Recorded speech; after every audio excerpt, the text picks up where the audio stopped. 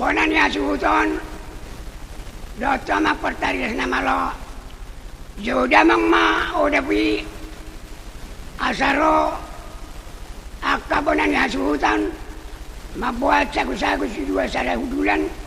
Aku mia buah-buahan.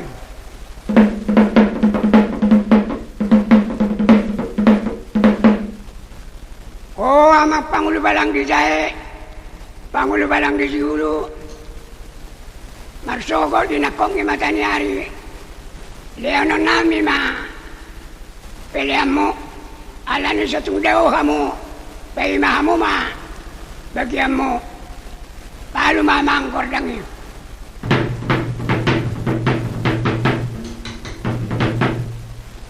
Yang madibai ko ya makpertarian nama lo. Naik pe. Badam maso. Nani urbat tolong. Aji dada tautan. Urbat riang-riang. Dalama. Napuraton. Baik persatabian. Oh. Kalau lehonomu amang. Deban. Naing madohoti baho giniang. Ay manot terpihatong. Abi mo pena sinalinan. Pokos doho huroa. Daging mo nung amar niyang. Asabay magodang ni. Deba persatabian.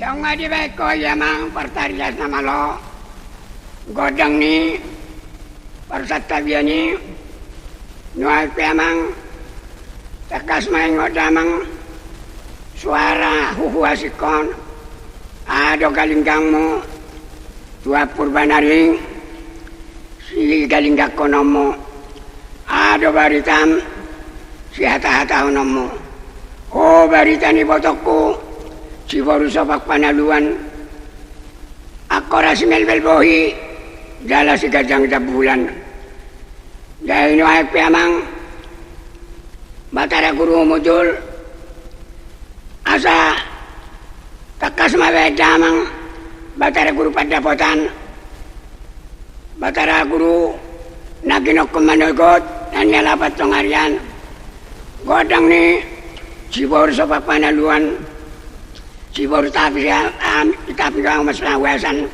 marsi dua marsi tolu sangkap si ruba tula lang si koru asama no tarao bajo kodak si boru opat kali tu gizak tolu alia tutoru bae godang ni buah-buah berite.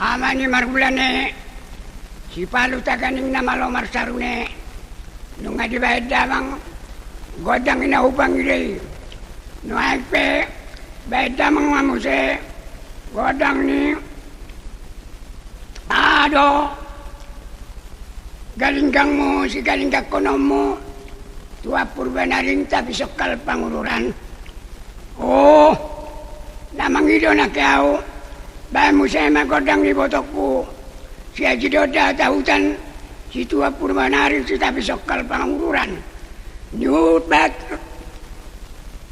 ropuriman pinabongat ropuhotang si doang ko pakulinga songon na siara panoknotan bae dama ma godang ni guru ni pungga si tokani golang-golang.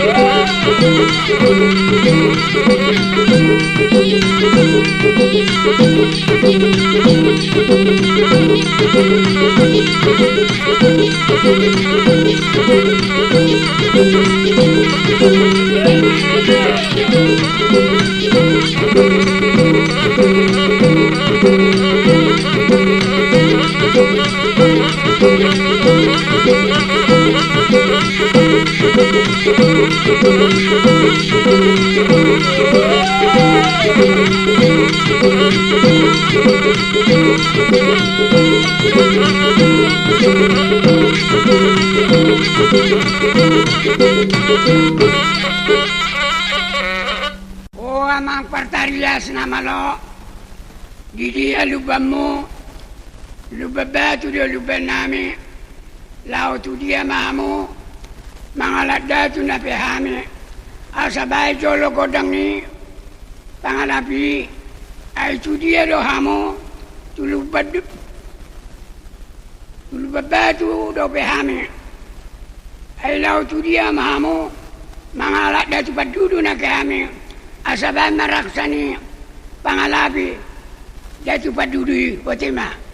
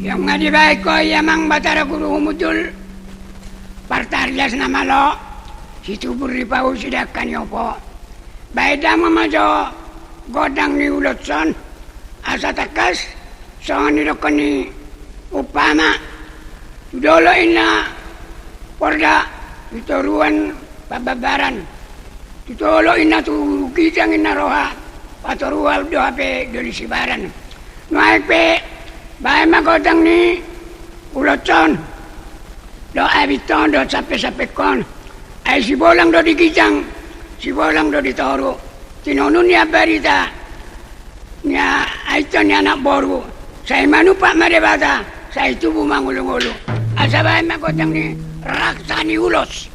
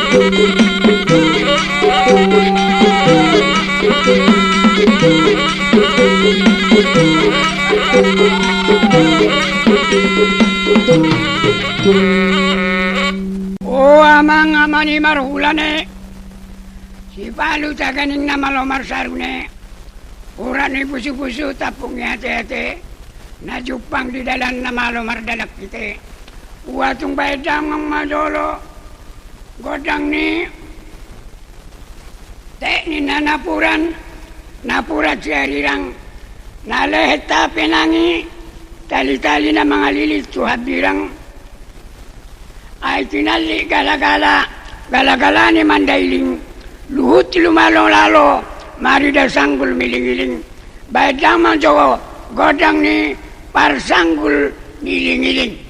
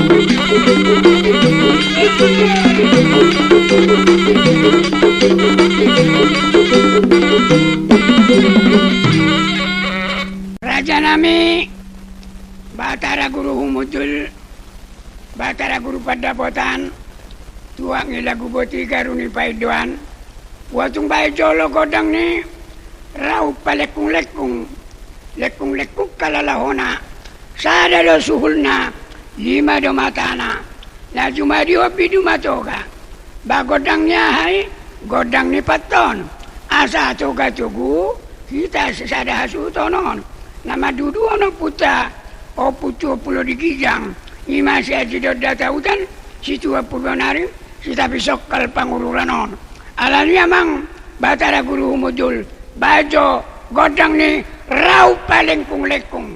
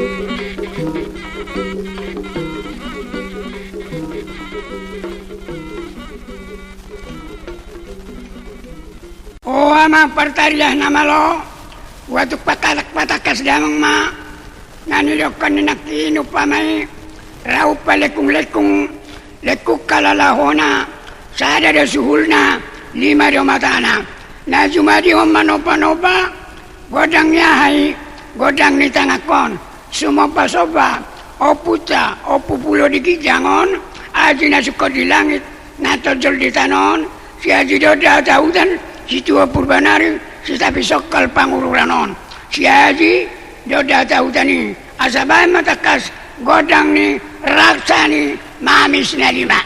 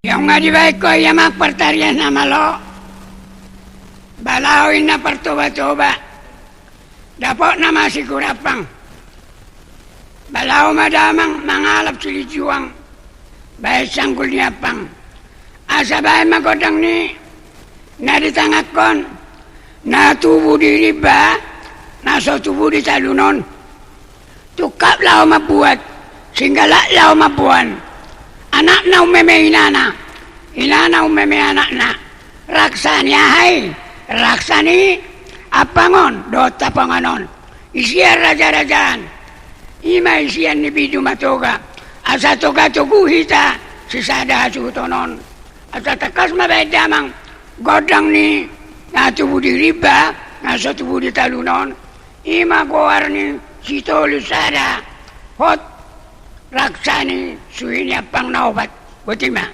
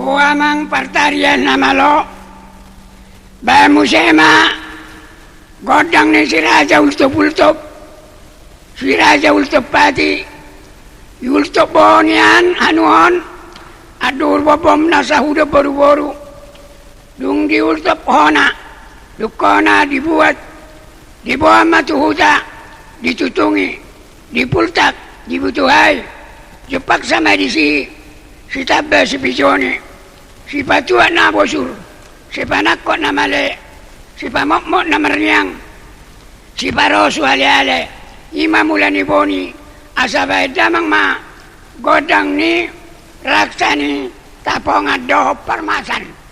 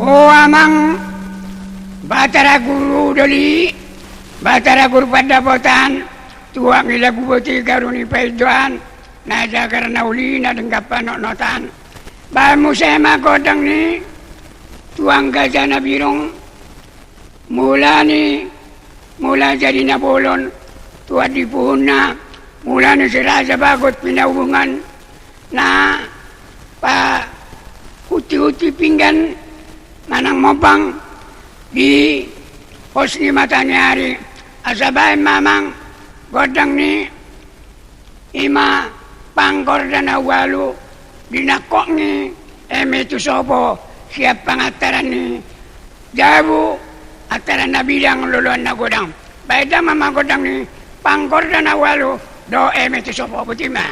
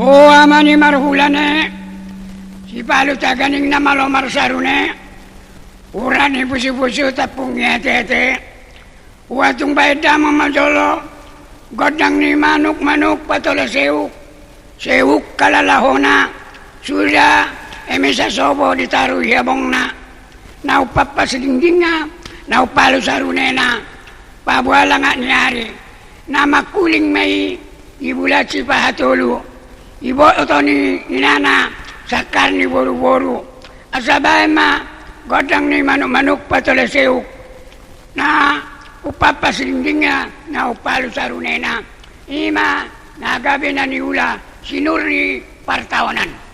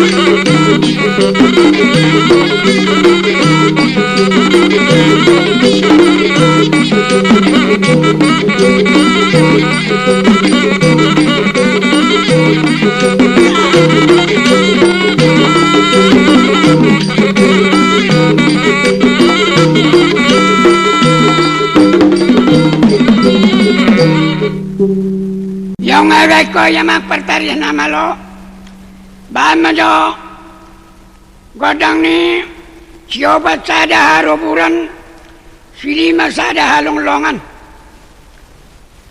baidama majo godang ni parudang malitap sibulung ni sabi nga mahiyak tolonan mahiyang didadangari asa mahiyang ala ahaso mahiyang kinakit kita tang marleubari amak suhut leo jadi hami leubari asa nuaik piamang batara guru humudul na urang garap bohoro di panggaraman urang gurum di panggurungan urang dopeho di pangajaran taktikos di udang-udang do raksani jang di botoho alai hudok pesongoni pikir dihita sa karipang halat sa hadak kadangan takat kita masih sukunan langit kita masih ajaran at orang mek tidak dung magodang martugarang ima siobat sada haruburan silima sada halonglongan baik dama magodang ni